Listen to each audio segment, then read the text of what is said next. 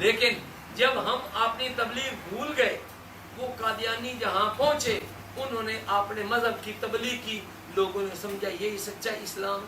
میں کوٹلی آزاد کشمیر گیا، کشمیر کے کوئی دوست ہوں گے پتہ نہیں ہے، آدھے کوئی ایک تو میں ملے تھے کل پرسوں، کچھ ہوں گے بہرحال ہیں۔ تو کشمیر کا ایک ضلع ہے، اس کا نام ہے کوٹلی۔ میں وہاں گیا، مجھے پتہ چلا کہ وہاں پر ایک ڈاکٹر تھا قادیانی، شاہ نواز، وہ ڈاکٹری کرتا تھا، پریکٹس کرتا تھا، اس پریکٹس میں سے جتنا پیسہ کماتا تھا اس میں سے 70% وہ مذہب کی تبلیغ کے اوپر لگاتا تھا اور 30% وہ اپنے گھر کے خرچے کے اوپر لگاتا تھا۔ لیکن اس نے اس خرچ سے کیا کیا، وہاں کوٹلی میں اسلام اور قادیانیت کے درمیان فرق ختم کر دیا۔ چنانچہ وہاں لوگ یہی سمجھتے ہیں کہ مسلمان اور قادیانی ایک چیز ہے۔ مسلمانوں کی 29 بچیاں وہ قادیانیوں کے نکاح میں چلی گئی۔ میں وہاں گیا، ایک مولوی صاحب مجھے ملے، انہوں نے کہا مولانا صاحب ہم تو غریب لوگ ہیں، کشمیری پہاڑوں کے رہنے والے، ہم تو کوشش کر رہے ہیں، ہماری تو کوئی بات سنتا نہیں ہے، ہم یہ بات آپ کو بتا رہے ہیں۔ اس وقت تک 29 بچیاں مسلمانوں کی وہ قادیانیوں کی نکاح میں چلی گئی ہیں، یہاں کوئی بندہ نہیں ہے ان لوگوں کو بتانے والا کہ ہم کون ہیں، قادیانی کون۔ تو اس نے کہا کہ اگر یہ ایسا ہی ہوتا رہا قیامت کے دن ہم آپ کے گلے میں پھندا ڈالیں گے، لہذا اس کا کوئی بندوبست کرو۔ اس نے کہا آپ ایک ٹیچر دیں، مبلغ دیں، اس کی تنخواہ بھی اپنے پلے سے دیں، وہ ہمیں آ کر تبلیغ کرے، تو پھر تو کوئی سد باب ہوگا، ورنہ تو اللہ ہی حافظ ہے۔ حضرات محترم، یہ ایک فتنہ ہے، فتنہ قادیانیت۔ ابھی میں نے آپ کو بتایا کہ وہ یہاں آیا ہے جاپان، 1920 میں قادیانی مبلغ فلسطین میں پہنچا، 1920 میں۔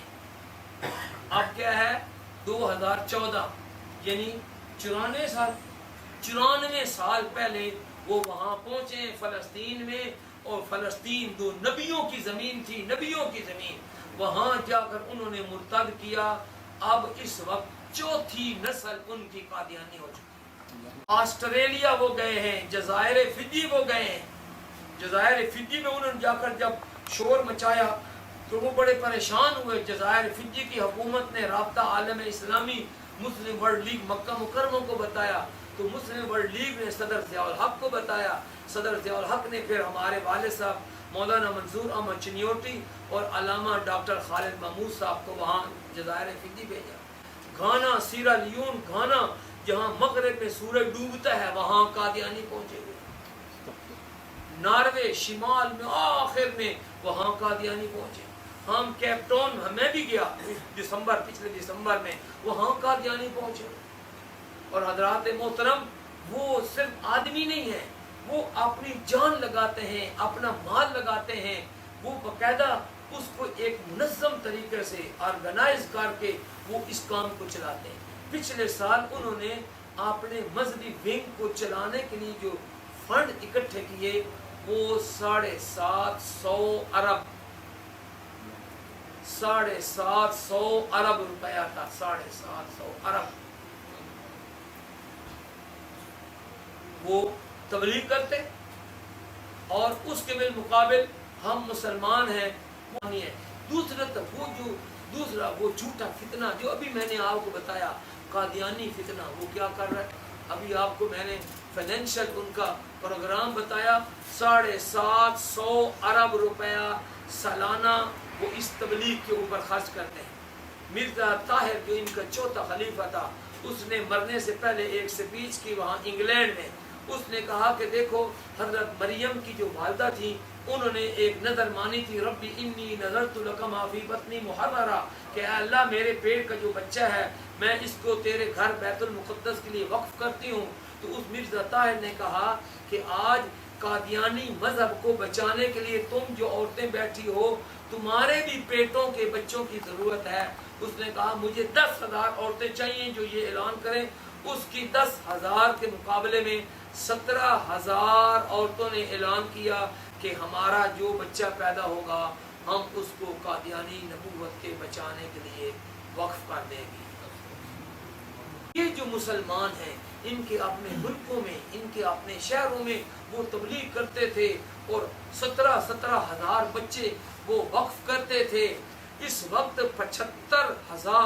75,000 ایسے قادیانی ہیں جو اپنی انکم کا 10% ہر مہینے اور ہر سال اس قادیانی مذہب فنڈ میں جمع کراتے ہیں.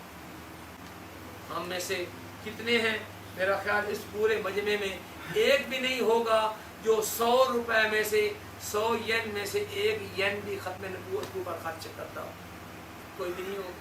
اور وہ 100 میں سے 10 ہر مہینہ ان کا امیر ہے, غریب ہے, چھاپڑی والا ہے, جیسا کیسا, اور وہ تبلیغ کرتے ہیں. وہ تبلیغ کرتے ہیں. کیا کریں؟ ہمارے آپ کو بتایا ان کی سپورٹ ہے, دوسری حکومتیں سپورٹ کرتی ہیں, اور ہم کسی سے 500 روپیہ, 1,000, 2,000, 5,000 ایسے کر کے ہم نظام چلاتے ہیں. اس وقت ہم ایسی کتابیں چھاپ کے انگلش میں. اب وہاں ایک فیکٹری کا وہ ڈائریکٹر ہے, مجھے کل اس کا میسج آیا کہ آپ جاپان تو آ گئے ہیں, ہمارے پاس کب آنا ہے؟ اس کا پروگرام ہے کہ وہاں ہم ختم نبوت کے 1 ہفتے کا کورس کروا دیں.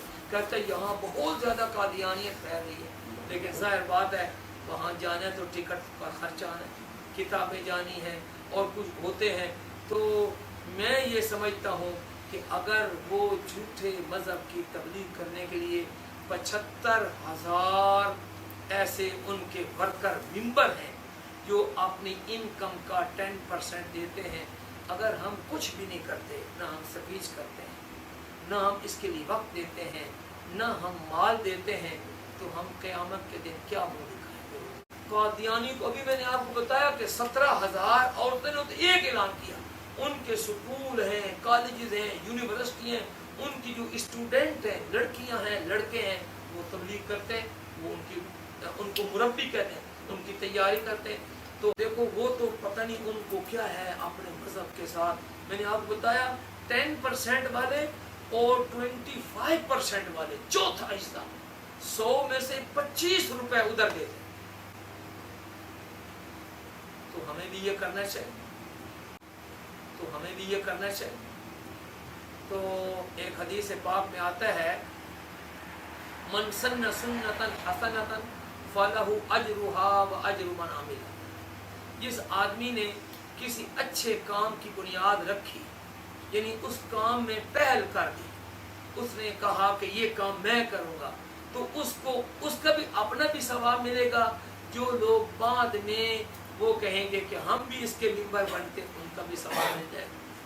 تو میں یہ دیکھنا چاہتا ہوں پہلا انسان کون ہے جو یہ کہتا ہے کہ ہم بھی ختم نبوت کے ایسے ہی ممبر بنتے ہیں. ماشاءاللہ.